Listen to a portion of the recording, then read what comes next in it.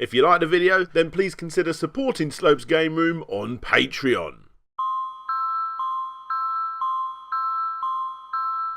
When people think of the N64, it's almost guaranteed that one of the top 3 games they're going to be thinking about are, of course, Rare Games. And fair play, they are a pretty impressive company, and especially for that system, they have made some rather exceptional games. But that's the N64, a console that I've never really had that much fondness for. That is unless one of my favourite companies of all time is producing games for it. Treasure. Even though I'm not the biggest fan of the 64-bit naming system, if the Nintendo 64 Mini includes a copy of Sin and Punishment, then you have my permission to open my Mega Drive wallet for me to buy one. Treasure are literally one of the greatest classic retro gaming companies out there in my opinion, and of course not only on the N64 but also on the Dreamcast where they released Ikaruga, possibly my favourite all-time shmup puzzler, which I've already covered by the way in full alongside the incredible Sega Saturn release of Radiant Silvergun. But if we're going to go back even further to my favourite console of all time, the Mega Drive, where they released games such as Gunstar Heroes and McDonald's Treasureland Adventure, again covered them both, there is still a few titles that I need to look at.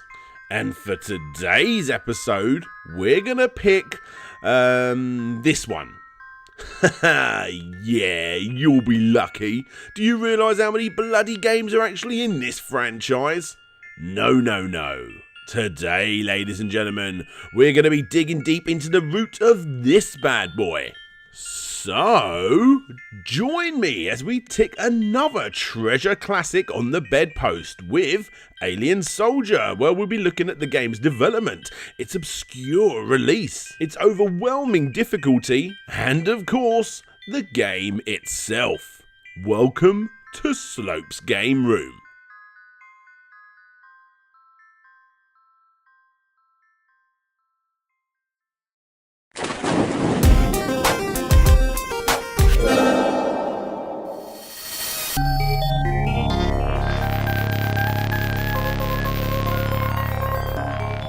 One of the greatest things about the Mega Drive collection isn't just the fact that I get to play Streets of Rage 2 for the billionth time. Actually, the game lets you play the Japanese release too, which is what I'm most excited about. Nope.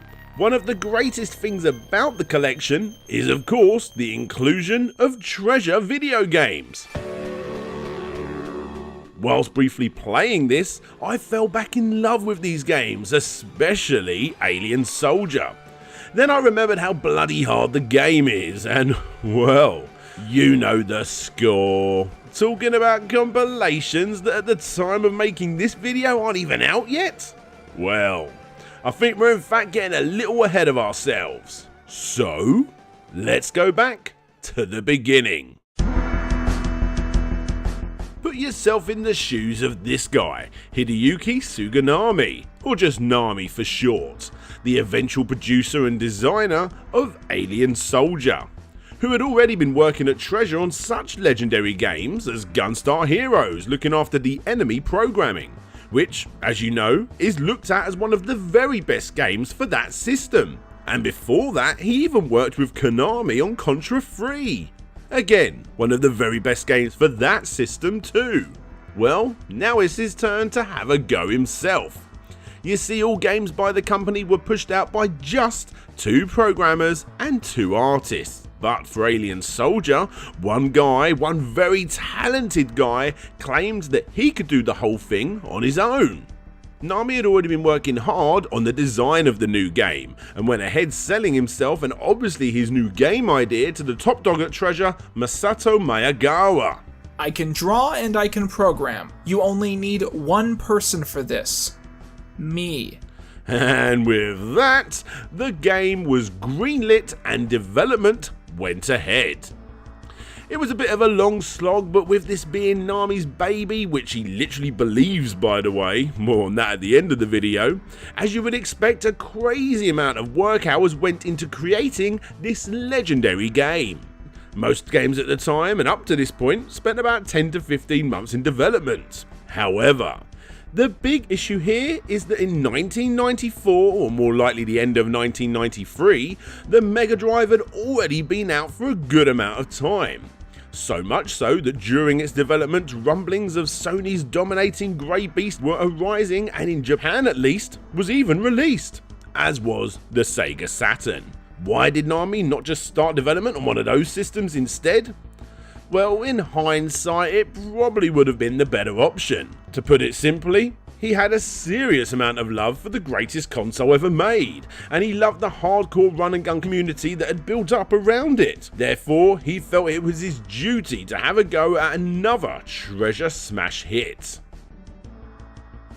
That love for everything Sega Mega Drive can even be seen hidden in plain sight on the title screen of the Japanese release. In fact, long-time watchers of my channel will notice this notable Mega Drive advert featuring the brilliant marketing buzzwords that are Visual Shock, Speed Shock, Sound Shock. 時代が求めた16ビットセガメガドライブ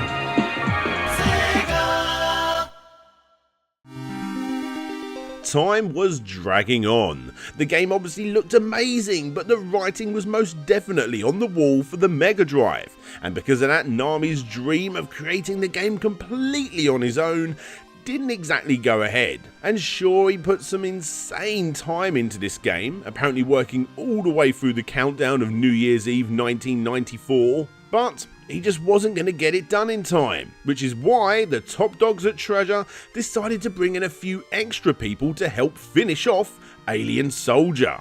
Now, this may not sound good for us retro enthusiasts, but honestly, I sit on the side of management with this one. Actually, I'm almost annoyed they didn't jump in sooner. The travesty isn't the fact that the game didn't become the sole project that Konami had hoped for, but instead, the game ended up shipping when it was only about 50% complete. Now, that's not saying that the game suddenly stops halfway through, that is if you can even make it that far in the game, but instead 50% of the features that were going to be included in the game just never made it. Did it affect the final product? Well, it's hard to say. We're never going to get to experience that full version due to time constraints, but what I will say is that the 50% that we did eventually get actually turned out to be rather amazing. And with that, let's look at this little gem, shall we? This, ladies and gentlemen, obviously, is Alien Soldier, a run and gun game that looks absolutely stunning. Thankfully, the gameplay is pretty damn good too. You shoot stuff with your arm cannon in all 8 directions, you have the ability to choose 4 different weapons out of a list of 6, fans of Gunstar Heroes will be very accustomed to this, and the choice of weapons include weapons that are long range, short range, you got weapons that burst out in different directions, weapons that require you to be overly precise, weapons that require charging, and weapons that have homing mechanisms attached to them. The idea is that your weapon actually drains power needed to shoot each one, forcing you to quickly change up your selection often on the fly. Thankfully, if you find yourself particularly pulled in towards your favourite weapon, you can in fact double it up, which, let's be honest, is what you're going to end up doing. But this is just the tip of the iceberg, because even though it may look like you don't exactly have a hell of a lot of manoeuvre room due to the sheer size of the sprites in this game, being able to move around is gonna be more important than any weapon combination. Thankfully, your game's teleport is your saviour here. Plus, if you've got full energy, well, you can even inflict a bit of damage whilst using it. And basically, well, that's it. This game is a crazy boss rush of mind-blowing bad guys that will intrigue you to continue playing long into the night, surprising you every step of the way, all whilst controlling what is a very easy to get to grips with, although tremendously difficult to master, game. And honestly, I can't justify it enough. This game is so hard. In fact, the game's difficulty is one of the things that people take away from this game the most, with some people thinking it's possibly too hard. Well, I'm here to tell you that it is supposed to be. This sort of game was made for a hardcore audience, and the way it worked at Treasure is that developers would actually create the game based on their own personal levels of enjoyment. In other words, if they can get away with the awesome gameplay difficulty being slightly harder than expected while still remaining fun, well, they're gonna do it, aren't they? It's nothing we haven't seen before with the likes of Gunstar Heroes and even McDonald's Treasureland Adventure, but with Alien Soldier, they perhaps went a little bit too far. And the reasoning for this? Well, it's simple. Nami had been working on run and gun games for the best part of half a decade at the very least. Therefore, his enjoyment on a game's difficulty is most definitely going to be sitting somewhere within the realms of extreme. Treasure wanted to send a message with Alien Soldier, which is why the game only has 2 modes of difficulty. Super Easy, which gives unlimited continues and a password system but is still incredibly hard. And then of course, you've got Super Hard. That message pushed forward by Nami and Co was, if you're a real Mega Driver, you'll pick Super Hard. You can even see this in plain sight on the title screen with the words, for Mega Drivers Custom. Basically, Alien Soldier was a game that if played on that harder difficulty was designed for the hardcore Mega Drive gamer, which I'm gonna be honest can even be too much for me. And no matter how much the rest of the team suggested he tone it down just a little bit, he would barely adjust it at all. In fact, the game was even harder during development, leading all the way up to the very end of the development cycle. So much so that on the game's very final day of completion on the 3rd of January 1995, whilst Nami was sleeping, his boss actually sneaked into his office and secretly altered the damage parameters of all of the weapons. That hardcore gamer mentality can even be seen at the end of the game upon completion, when it shows just how much damage you've taken, enticing players to try again in an attempt to get it down to 0. And if you are able to get it down to 0, well, you get nothing as a reward. Something that perhaps would have been included if the game had longer in development.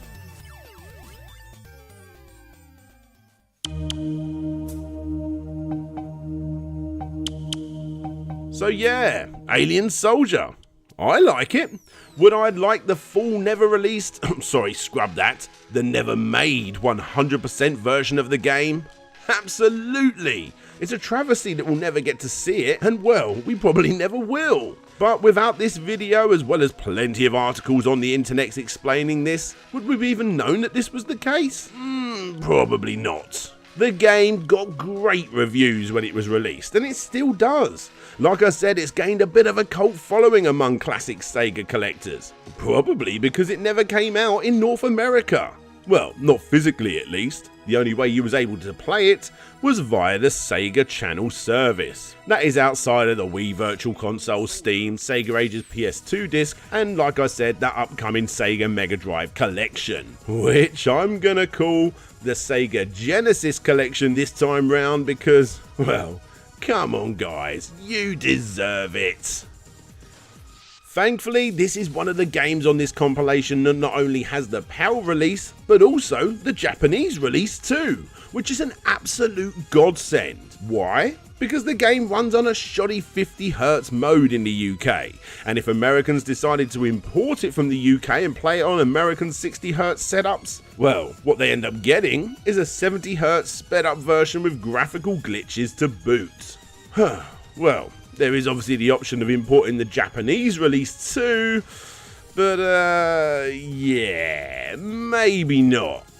In other words, besides modifying your Mega Drive, this, ladies and gentlemen, is the only way to go. And with that, where does that leave us? Well, nowhere really. Alien Soldier was a game that attempted to have a complex backstory with 100 bosses and a multitude of other features that didn't make it, but with only one final game pushed out by the company before jumping ship to the next generation, what we got was a half-finished but absolutely fantastic game that shouldn't be overlooked. It isn't going to be to everybody's taste, but instead it's a game that showcases the true end of what is capable of the Mega Drive.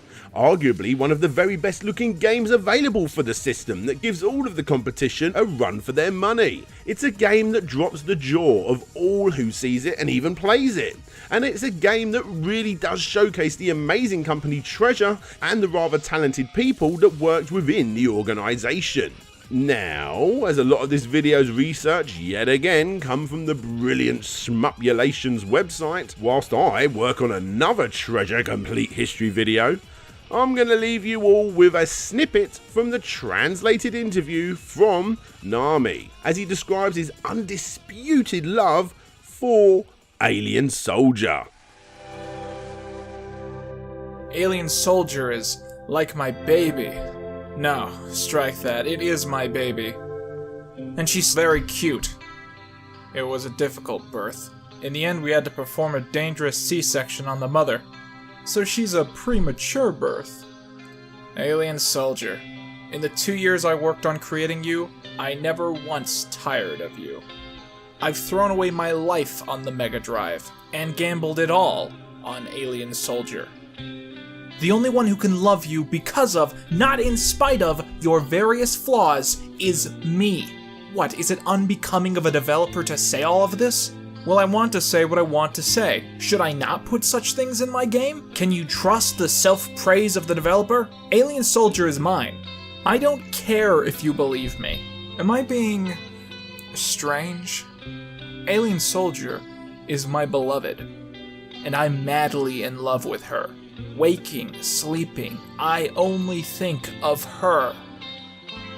Hey, who do you think you are? Call me Nami-sama.